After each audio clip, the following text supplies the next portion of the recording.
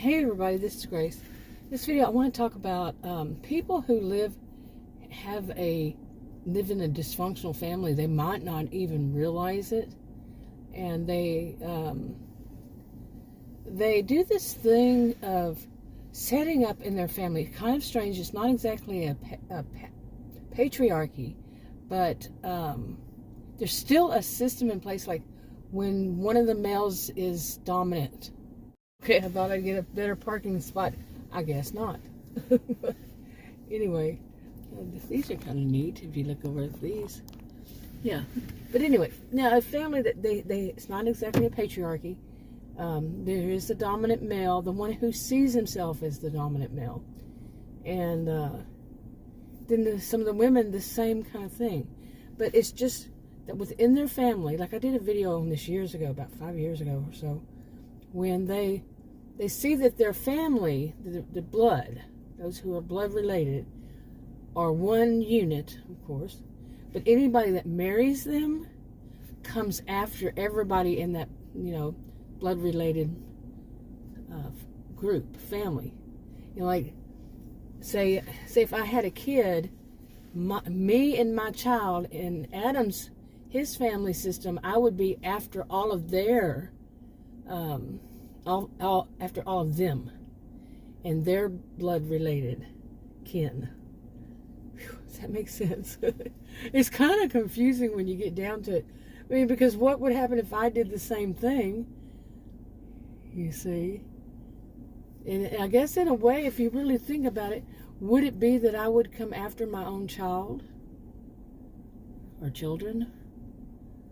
In his family system. If his did that. Anyway,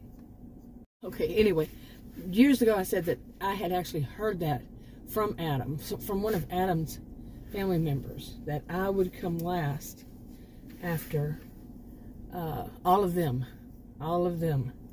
their family, the way they see it. And that's not, I remember it was many years ago. I was like in my 20s, I think.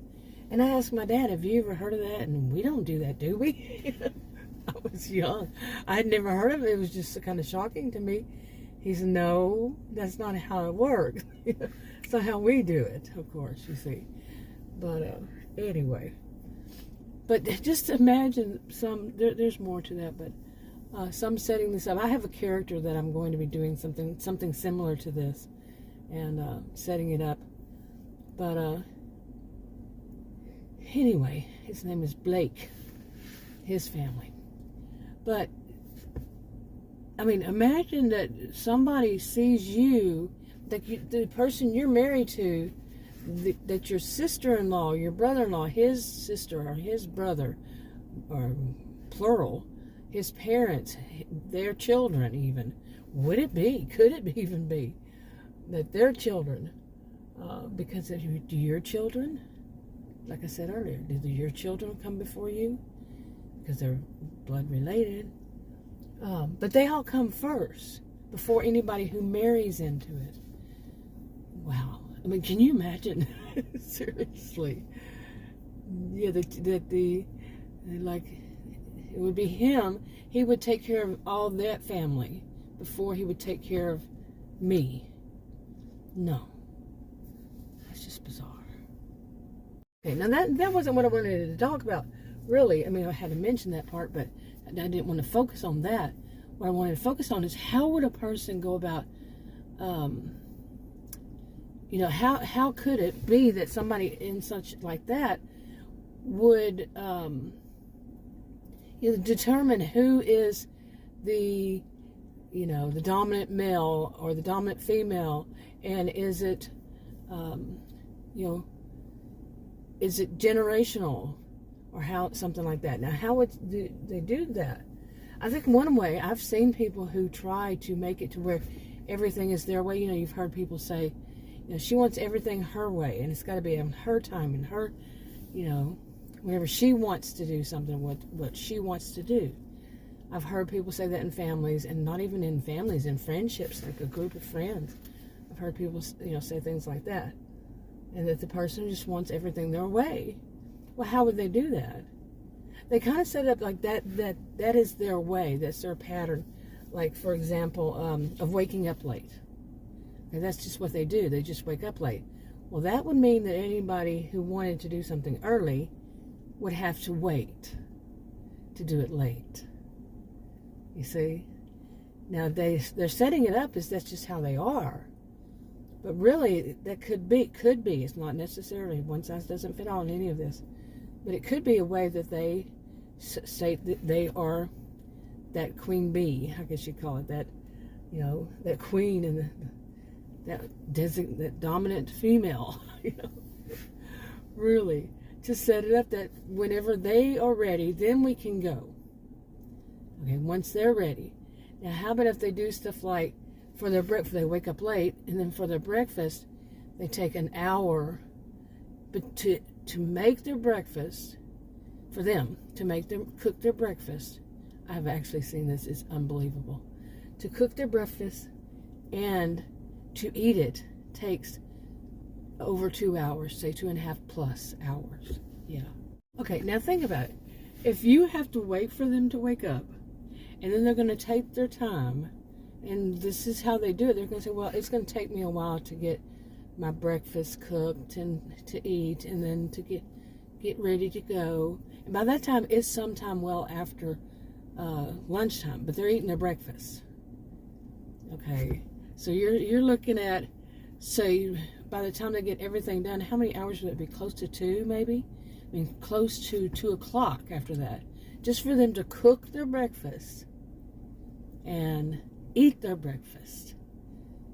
It takes over 2 hours, and then for them to get dressed and everything, you're looking at 2 o'clock, say at least, for them to go, to get ready to go. How many people that in a family have had to wait? Now, me personally, I would say, screw that. I'm not waiting on her. Bye-bye. Or him. Well, her. I'm going to say her in this instance. Because it can be a male. Oh, yes. I've known men who wait till the last minute. That's like there's an appointment. So I'm not going to be just picking on women. But last minute for, like I said, an appointment. Like you're going to a doctor's appointment. They want to take their time and wait till the last minute before they leave, which could make you late or make them late. They don't care. You know, I'll just reschedule. So what? I don't care. You know, that kind of mentality. Okay, because seriously, to them, they have to be dominant. You know, even like I said, even if it's an appointment at a doctor's office, they'll wait till that last minute. Now, I don't know, many of us were raised in school, you know, when I was in school, man, whew, you were 1 minute late, you were in trouble, deep trouble, you know, for your class. You know, no exceptions. I've worked at jobs like that. But these are people who feel like no rules apply to them. Those are for everybody else. You know, they don't have to be there. But the whole thing now, can you imagine if everybody in a family system, just to get back to this, made the decision that they were going to be the ones, you know, the queens and kings and prince and princesses, these types, they were going to be the dominant one, and everybody's going to wait on them. Can you imagine if anything would ever get done? Really? You know, like say if there's a person who, like me, I like to get up and go, and I just go whenever I feel up to it, seriously. But one thing I do not like doing is waiting on someone. If they say, well, I want to go, and then they want to take a few hours to get ready, no, not happening. I've seen this before. It's not going to happen. I've done it. I've been polite before, you know, once, you know, twice, and said, not happening. You're going when we're going, or I'll just take you there and drop you off. You want to go? You want to spend 2 or 3 hours in one store, a grocery store? I'll drop you off. Yeah, that kind of thing. Because some of these, this is how they're doing it. This is how they set it up. And I do wonder if some of them even know that they're doing that. If they realize that can they think beyond their own noses to realize they're causing other people to have to wait on them? And if somebody tells them, they say, well, this is just how I am. I wake up this time and I am ready to go. When I'm ready to go, I can't go earlier because I don't wake up early. They might not even consider any of that. Even if somebody told them, they'll just say, well, they're just mean. I don't wake up. They know I don't wake up early, so why are they being mean? You see what I'm saying? Yeah. Okay, but I'm laughing at the gall of some of these people. This is what some people do. I have seen, like I said, I'm 59 years old, many times, many different types who do this. They want to dominate. But is it? We can say that we think that that's what it is. It's all about domination, all about, them letting everybody know that it's going to be on their terms, when their terms, all that. It's going to be whenever they are ready. And I just had this happen. So yeah, as you can probably tell, and that's why it's triggered me to make this kind of video. But I already had this character, by the way, Blake and his family and all that it's going to be a bit different. I already had that for years. So, an actual character. So, fictional. But anyway. Okay, well this one is all over the place, but because I'm mixing in some of this fictional story I have and just some of the things I've seen all together, made like a little composite that I've actually seen people do over time.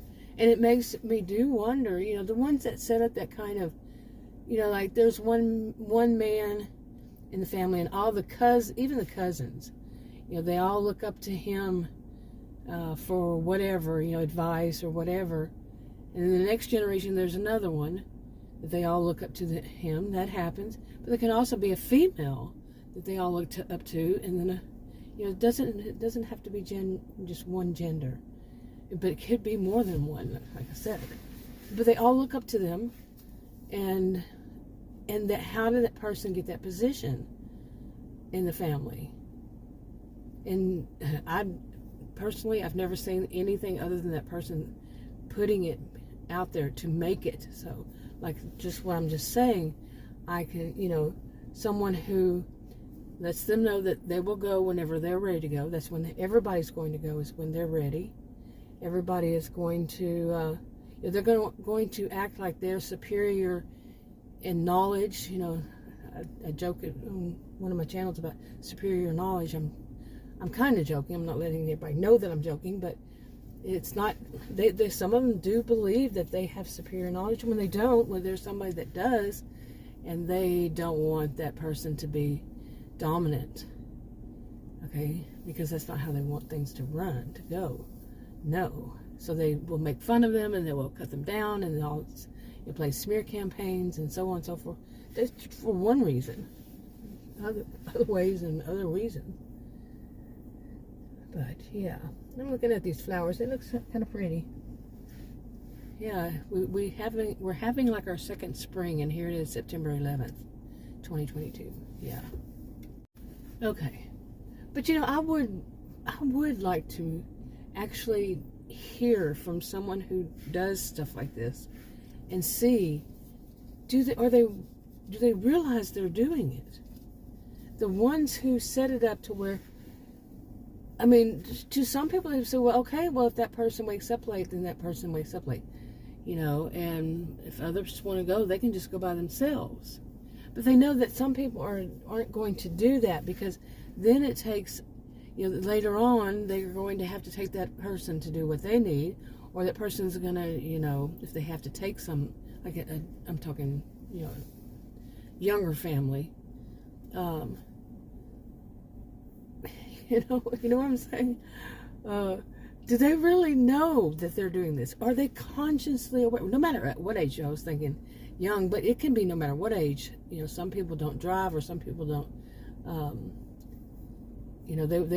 they have to go with them for whatever reason. There's so many different reasons that's going through my mind that, they're forcing people really in the family, or there will be a lot of trouble that really comes by, instead of, some family members can't control those other family members. And then they might do stuff like pout, and they throw a temper tantrum. Adults throwing temper tantrums, okay? And, they're so mistreated, and da-da-da-da, like that. They can work it.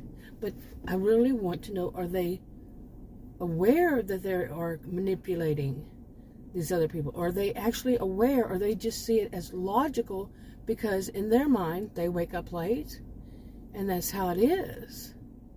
Anybody tries to tell me anything else, then they have the problem.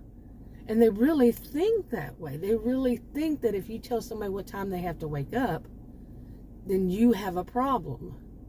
They don't think about how they're inconveniencing everybody else, because that's how they want it to be done. Like, say, some people, live in families where, one of them works the afternoon shift, or they both do, whatever. But this one wants them to go and do all this right before they go to work. You see, so many things going through my mind about like this. But really what I want to know is, do they even think past their own noses to see, okay, I could be inconveniencing other people when all I need to do is to change what time I go to bed? Seriously. I mean, the people who work second shift or third shift, they've had to do that. Change their sleep schedules, to meet a job. You're going to be in a family and your sleep schedule is going to dominate. And so like I said, I wake up early, between, say, 4 and 6 o'clock in the morning. And I'll nap during the day because I usually go to bed like at midnight. So it's not much sleep, but I'm an insomniac. I don't recommend it to anybody. Yeah. I know. But for some, for me, like I said, I really go shopping whenever I'm ready to, whenever I feel like it. But if somebody else wants to go, I'm up early anyway. But if they were to say, no, they want to go later on the day, I've never liked that. I've never liked going shopping like in the evening. The late afternoon or evening. It's not even really late afternoon, I guess. I don't know. What would be late afternoon? But, go after 2 or something like that. By that time, I'm tired. I've already done something since 5, say 5 o'clock in the morning, been busy. No, but you gotta say, well, because I'm like this, everybody else has to be. Seriously. Yeah. But it does depend on what is your role. Well, they make their role the dominant role. If it's your house, you're the dominant person. Okay? If it's your own home, you and the person you're with, you share it. You're equal partners. Some may try really hard not to be. But if somebody else comes in and says, oh, no, you got to change for me, But they can work it. They can really work it. But do they realize, like I said, that they are manipulating everybody else with all these games, or is it just natural to them? Nature versus nurture. Nature versus nurture. And there's also a combination. Nature and nurture. Yeah. But when I was a student, by the way, I was a career student, social behavioral scientist now, and have been for years. But there was another one that wasn't. There was another one, and it was one that was coming up that people said it wasn't the combination, it wasn't either or. But I've never heard of it since then. I can't remember what it was so many years ago. Anyway, I'm going to wrap this up. I'll talk to you on another video. Bye.